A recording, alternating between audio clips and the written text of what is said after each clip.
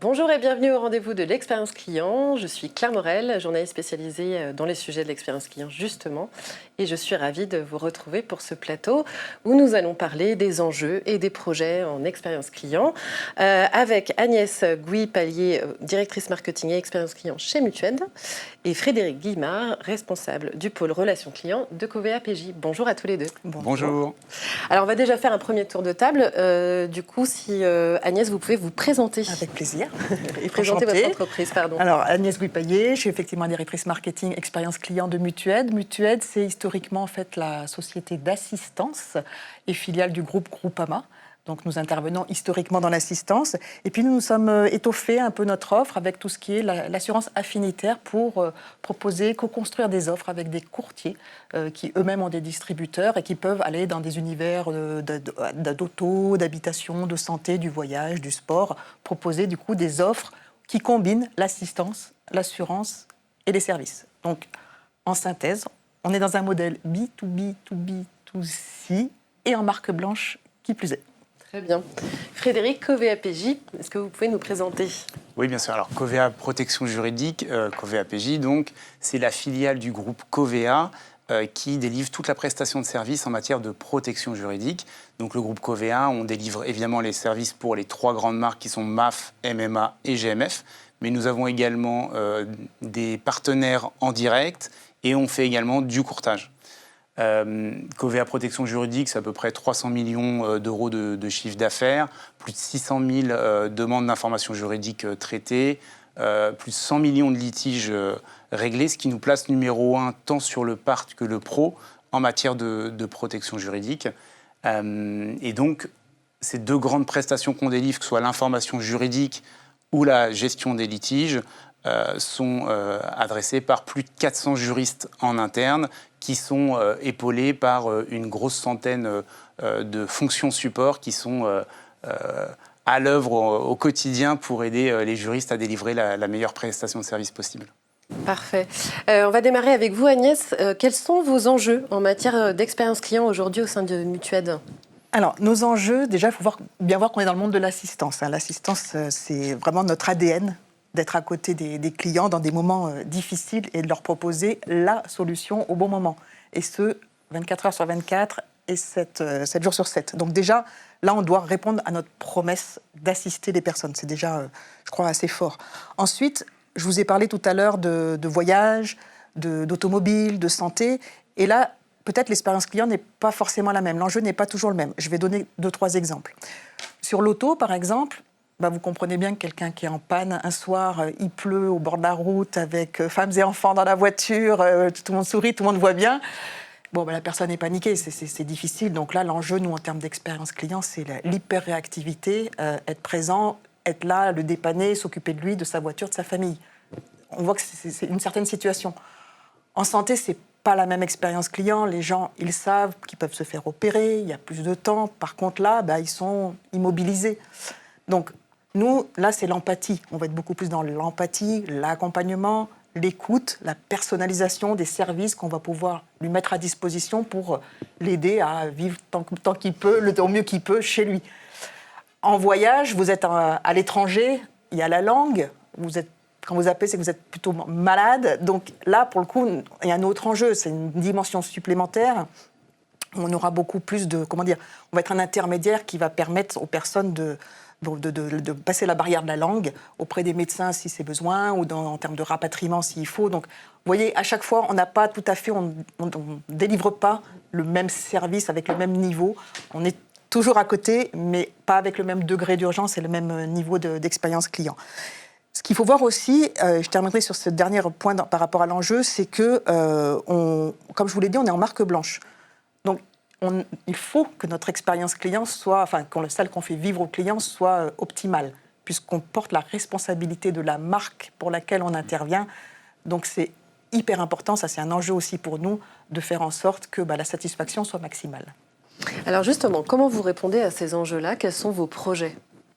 Alors, on a mis un certain nombre de plans d'action en place pour justement répondre à ça. Alors d'abord, avant plan d'action, il y a organisation. On est un certain nombre dans l'entreprise à être organisé par rapport à ce que on appelle des verticales métiers. je vais prendre les commerciaux, le marketing, même les services plus spécialisés comme la MOA, où on est assez spécialisé par ces univers et du coup, on a vraiment des experts dans ces domaines qui connaissent et qui peuvent délivrer les bons services donc, par rapport aux clients. Donc, il y a vraiment cette expertise qui est déjà dans l'entreprise. Et puis, on a plus récemment travaillé sur cette notion de parcours client avec la mise en place d'une organisation pour faire de l'amélioration continue. Alors, on est des petites équipes opérationnelles avec les métiers et toutes les semaines, on travaille sur les parcours et les irritants. Donc on part des irritants clients pour voir comment, en tirant la pelote, on va changer soit un process, un outil, quelque chose dans l'offre, et du coup délivrer une expérience client améliorée. Autre point, les gens pas contents. Donc les gens pas contents, ils nous le disent, à la fin d'une prestation, ils nous notent. Et ceux qui mettent une note pas bonne, à 1, on va dire, on les rappelle tous, 100%. Et du coup, déjà on essaye de voir ce qui ne va pas, diminuer l'insatisfaction, proposer quelque chose. Et puis aussi, ça nourrit aussi notre base d'irritants. Donc c'est un peu, ça s'alimente. Et puis, dernière chose, mais ça c'est un plus gros plan d'action, on va dire, on est en train de refondre notre système d'information. Donc là, on remet tout à plat avec tous nos parcours. Et du coup, on va faire en sorte qu'on ait un CRM sur lequel on va vraiment aller tendre vers des parcours de demain, sans couture, comme on dit maintenant, complètement fluides dans chacun de ces univers. Très bien. Frédéric, je me tourne vers vous. Quels sont, de votre côté, chez Covéa PJ, vos enjeux, les objectifs? Et puis, quelles sont les réponses à ces enjeux en matière d'expérience client? Alors, en écoutant Agnès, je me rends compte qu'on a beaucoup de points communs. Effectivement, la protection juridique, c'est aussi une forme d'assistance. Quand les clients nous contactent, ils sont aussi complètement stressés. Ils viennent avec un problème de la vie quotidienne. Et souvent, il dure depuis un petit moment. Alors, c'est pas immédiat, la voiture ne vient pas juste de tomber en panne. Mais, par exemple, ils sont fâchés avec leurs voisins depuis des mois, et à un moment donné, il faut trouver une solution. Donc, ils arrivent avec beaucoup d'émotions. Donc, notre premier job, ça va être d'accueillir cette émotion.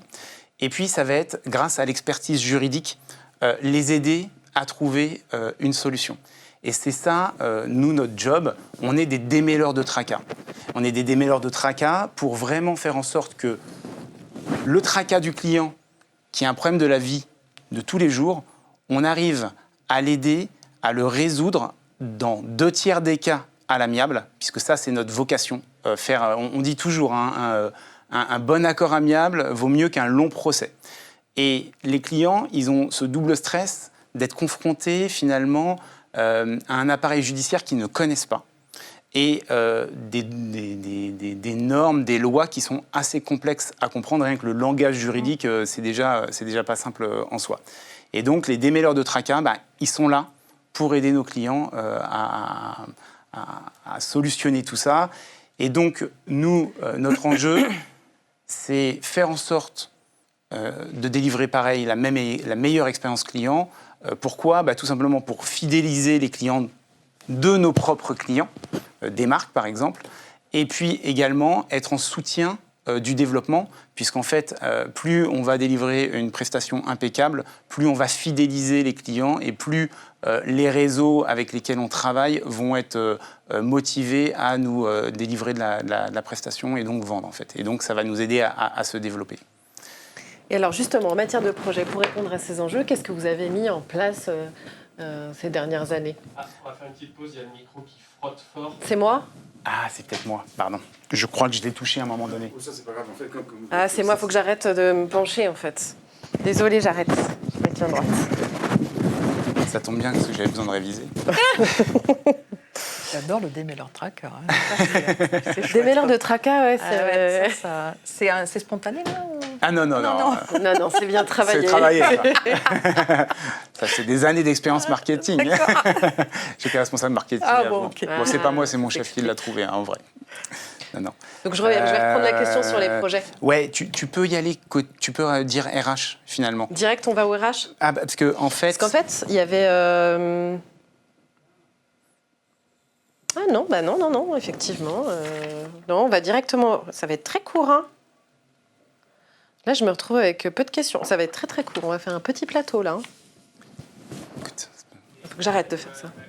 Pardon. Alors, attends, du coup, tu vas aller sur RH et moi, j'envoie sur ça. Ouais.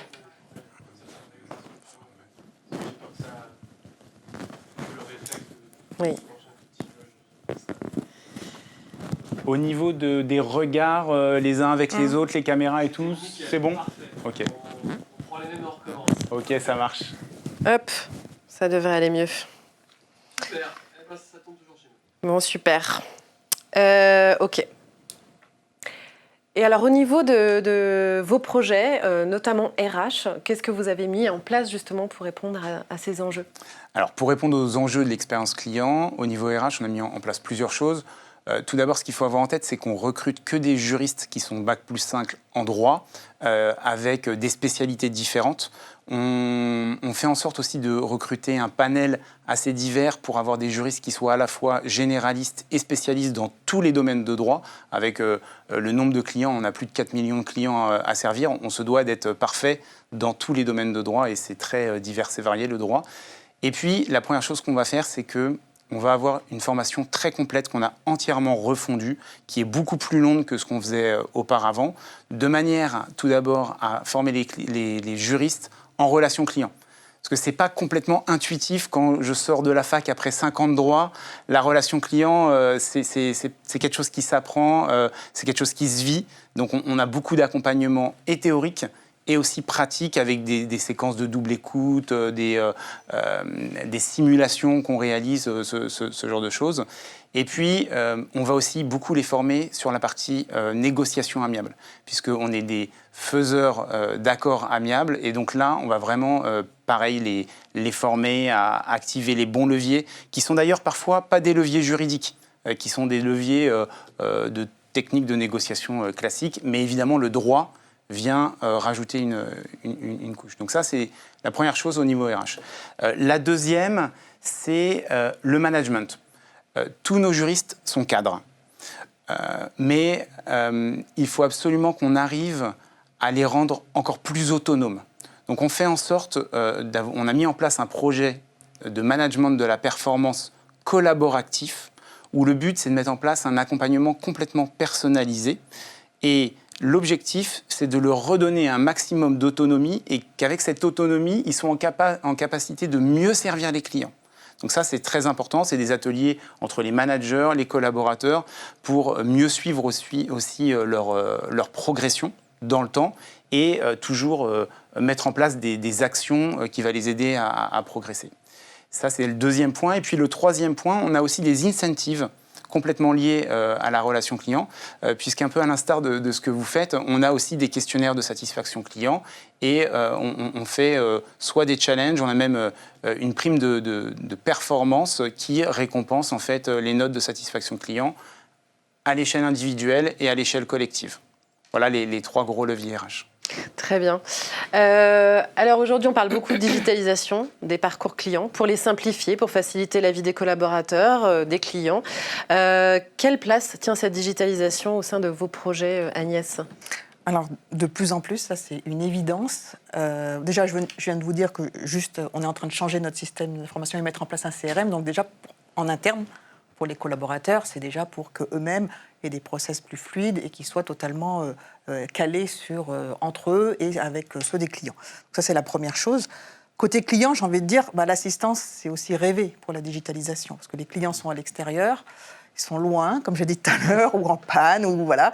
Donc, c'est sûr que la notion de géolocalisation qui permet déjà d'appeler, d'être tout de suite en contact, et après de se faire géolocaliser, parce que vous savez, des fois, on ne sait pas où on est en panne. Alors, je prends l'exemple de la panne, il n'y a pas que la panne, mais on ne sait pas où on est, donc on ne peut pas être très précis. Donc là, ça donne une précision qui peut être envoyée directement à l'assisteur. Donc ça, c'est un énorme gain, déjà. Et puis après, à chaque fois qu'il va commander un dépanneur, comme Uber, il va voir arriver sa dépanneuse, comme les taxis.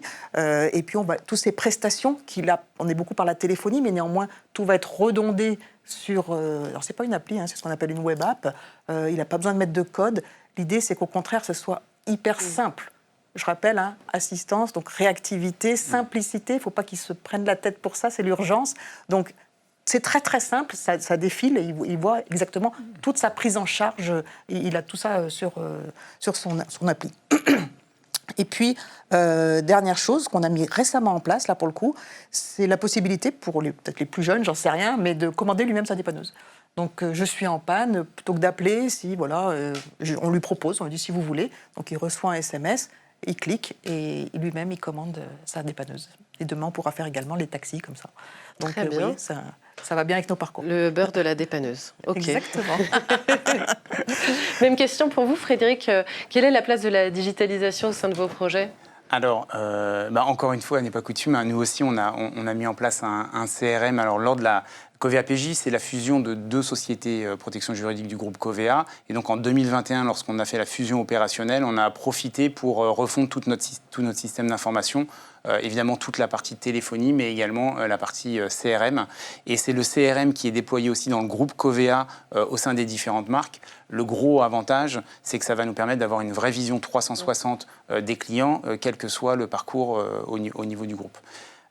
Ensuite, sur les parcours digitaux, on travaille à améliorer vraiment l'accès self-care, notamment sur la visibilité du suivi du litige pour le client directement en ligne. Ça, c'est très important parce que alors on fait tout pour résoudre les litiges à l'amiable, pour aller assez vite, mais dès qu'on va partir au judiciaire, ce sont des procès qui peuvent durer 18 mois, 3 ans, puis on a même encore des dossiers qui datent de 20 ans, en fait, qui sont encore en cours. Donc il faut permettre aux clients 24/24 d'avoir l'avancée de son dossier visible. Donc on travaille à ça. On travaille également à la prise de rendez-vous. On a interrogé nos clients, ils nous le disent, ils aiment avoir leur juriste dédié. C'est-à-dire que quand on a un litige, on a un juriste qui est dédié directement et une équipe qui est en soutien au cas où le juriste n'est pas présent. On se rend compte quand même qu'il faut qu'on arrive à offrir la possibilité aux clients d'avoir son juriste de façon plus fluide et plus facile. Et donc, on est en train de mettre en place la prise de rendez-vous directement, où là, le client pourra en self-care, dans son espace client, aller prendre un rendez-vous avec son juriste directement sur des créneaux qui lui plaît, en fait. Donc ça fait partie aussi de l'amélioration. Et puis après, on va avoir toute la partie documentation en ligne. Le droit, c'est beaucoup de documents, de paperasse, mais il faut leur simplifier la vie à nos clients. Et on a par exemple beaucoup de lettres types. Ça peut être un client qui a des appartements en location, il appelle pour un bail, et on va lui fournir un modèle de bail, par exemple. Voilà, ce genre de choses. Et puis, on travaille sur des services supplémentaires qui vont nous permettre de ne pas laisser le client, même quand il est non garanti. Donc évidemment, on est une assurance, le client appelle, il est exclu, on va le non garantir. Là, au lieu de le laisser tout seul en lui disant désolé, débrouillez-vous, eh bien là, on a créé un partenariat et tous nos clients non garantis, on peut les réorienter vers une visite avec un avocat gratuit, une consultation d'avocat plus exactement, pendant 20-30 minutes entièrement gratuitement. Et ça lui permet au moins de le réorienter, même si on n'a pas pu nous le prendre en charge directement. Il n'est pas laissé tout seul à l'abandon avec son tracas. On essaye quand même de le démêler un minimum. Voilà. Et puis, voilà en gros les grands projets digitaux chez nous. Alors, en parlant de digitalisation, forcément, on pense à l'IA. C'est le gros sujet du moment. Dans cette 4e saison, on en a beaucoup parlé. Quelle est la place de l'IA au sein de vos projets? Est-ce que vous avez des choses en tête et en prévision? Alors, au sein de l'outil qu'on est en train de déployer, le CRM, il y a aussi des modules IA qu'on va bien évidemment exploiter. Beaucoup à partir de la data, on a énormément de data, donc pour optimiser beaucoup plus déjà en interne, aider mieux le collaborateur dans son choix des prestations à délivrer, mais également pour tout ce qui est le missionnement, pour être beaucoup plus précis dans les missionnements qu'on doit faire. Je vous donne un exemple, c'est très simple, mais voilà, des voitures électriques pèsent plus lourd, donc il faut qu'on aille chercher des dépanneurs qui peuvent prendre des voitures plus lourdes. Puis il y a des tas de critères qui font qu'il faut qu'on aille chercher les bons réseaux à mettre en place en face des bons sinistres, on va dire. Donc ça, c'est un premier exemple d'optimisation, j'ai envie de dire, de nos process. Et puis j'en ai un autre sur lequel on travaille, c'est pour anticiper à travers différents, tout ce qu'on appelle chez nous la planification des flux téléphoniques, parce que vous l'avez compris qu'on a énormément de flux téléphoniques, c'est ça la base, à partir de différents critères. Panaché, la météo à 10 jours, les événements sportifs, d'autres événements, une grève potentielle, les congés, que sais-je, modéliser tout ça pour avoir au mieux une vision sur nos planifications de flux téléphoniques. Même question pour vous, Frédéric. La place de l'IA aujourd'hui au sein de vos projets, ça représente quoi? Et est-ce que vous avez des éléments concrets à nous partager? Alors évidemment, dans le monde juridique, l'IA est prévue, va devenir forcément incontournable. Donc on s'en est emparé et dès l'année dernière, on a commencé des explorations sur des cas d'usage très précis pour valider, on va dire qu'il y avait un réel intérêt et puis commencer à tester l'IA concrètement pour voir si ça fonctionnait pour nos cas concrets. Donc je vais illustrer. Alors, tout d'abord, dire que notre conviction sur l'IA, c'est que ça ne va pas remplacer les juristes. On est en relation client et très clairement, demain, les clients, ils auront potentiellement, si on se projette dans 5 ans, ils auront peut-être des IA à disposition qui leur donneront tout un tas d'informations. En réalité, déjà aujourd'hui sur Internet, on peut avoir plein de réponses. Pour autant, on constate que les clients continuent à nous appeler, quand bien même ils sont très renseignés, parce qu'ils ont besoin en fait tout simplement d'un expert qui les rassure et qui va délivrer, qui va venir appuyer potentiellement ce que le client a vu. Donc pour nous, l'approche, c'est vraiment de se dire que l'IA, ça va devenir un assistant pour nos juristes. Un assistant pour être plus performant, plus rapide, plus précis, et puis aussi plus fiable, pour trouver une information plus fiable et mieux délivrer encore le service. Alors, un exemple très concret, à l'information juridique, nos juristes en temps réel font des recherches. L'IA va évidemment révolutionner la façon dont aujourd'hui on fait les recherches. Au même titre qu'on peut se faire une comparaison. Hein. À l'époque, il n'y avait pas Internet. On avait notre code civil à côté, on faisait les recherches. On est passé à Internet, on digitalise, on fait des recherches sur des moteurs de recherche qui existent aujourd'hui. Demain, les moteurs de recherche avec de l'IA intégrée qui vont pouvoir aller consulter une quantité astronomique de données en temps réel et très rapidement restituer une synthèse, et en plus une synthèse qui potentiellement va être déjà un peu vulgarisée, puisque notre job à nous en tant que juristes, c'est vraiment de vulgariser le droit pour nos clients. Et bien ça, demain, l'IA va être va être d'une vraie aide. Et donc, c'est pour ça que je parle d'assistant juridique. Autre cas d'usage très concret, je vous disais, on sert 3 marques plus beaucoup de partenaires, de clients en direct ou en indirect avec du courtage. On a plus de 500 contrats différents. Ça veut dire que pour nos juristes, parfois, s'y retrouver dans tous les contrats, ça demande une certaine gymnastique. Oui, ça demande du temps de recherche. Là aussi, l'IA doit pouvoir nous aider à aller plus vite, à trouver les bonnes garanties qui sont associées aux bons clients et pouvoir répondre plus rapidement. Et puis après, on pourra en parler pendant des heures, mais je crois que pour le monde juridique, oui, ça va vraiment bouleverser les choses plus tard. Merci à tous les deux. Nous devions aussi accueillir Frédéric Brizard, qui est directeur général de SFG. Il n'a pas pu se joindre à nous pour cause de grève dans les transports aériens. Nous l'avons interviewé en vidéo et nous vous proposerons de visionner son témoignage un peu plus tard. En attendant, là c'est la fin de cette saison 4. J'étais ravie de l'animer et je vous dis peut-être à l'année prochaine. Merci. À bientôt, merci beaucoup. Au revoir. Merci, au revoir.